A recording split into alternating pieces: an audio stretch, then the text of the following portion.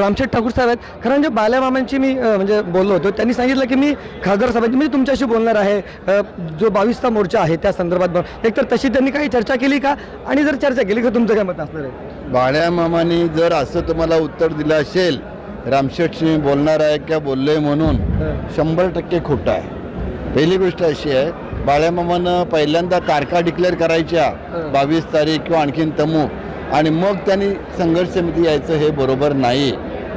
त्यांना जर खरोखर कुणी नेतृत्वकार सांगत असतील, काय करत असतील किंवा त्यांना नेतृत्व करायचं असेल तरी देखील त्यांनी संघर्ष समिती जी आहे, दिबा पाटील आंतरराष्ट्रीय नाव देण्याकरता, तर त्या मिटिंगमध्ये यायला पाहिलं होतं, तिथं बोलवायला पाहिलं होतं. ती मिटिंग सर्वांनी म्हणजे संघर्ष समिती दशरथ पाटलांच्या नेतृत्वाखाली मिटिंग बोलवायला पाहिजे आहे, आणि मग त्यांचे विचार मांडावेत. आम्ही तर तयारच आहोत, आम्ही तर तीच म्हणणं आहे. पण परस्पर श्रेय घेण्याकरता म्हणून आपण तारखा डिक्लेअर करायच्या.